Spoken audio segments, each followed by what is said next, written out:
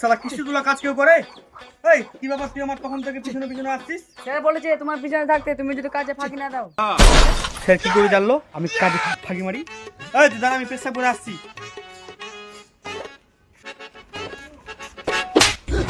তুই কেন এখানে দাঁড়িয়েছিস? তুই চৌধুরী টাকা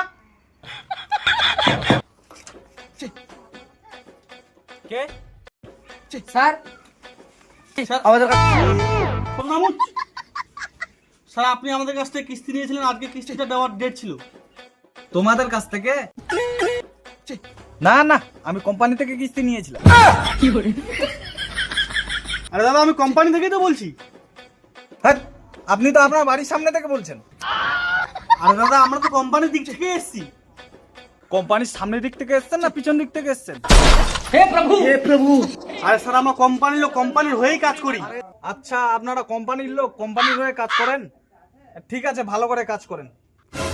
ঠিক আছে, তাহলে আমাদের জন্য দোয়া করিয়েন।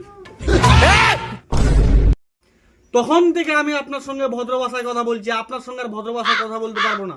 কোম্পানি আমাকে রেখেছে আপনার কিস্তিটা নেওয়ার জন্য। এই লোনটা যদি আপনাকে দেওয়া লাগে তাহলে আপনি একটা কোম্পানি থেকে লোন নিয়ে নেন। এই ফুক মাত্র, আমার লোন লাগবে নাই। আপনি তাহলে এখানে কি করতে আসছেন?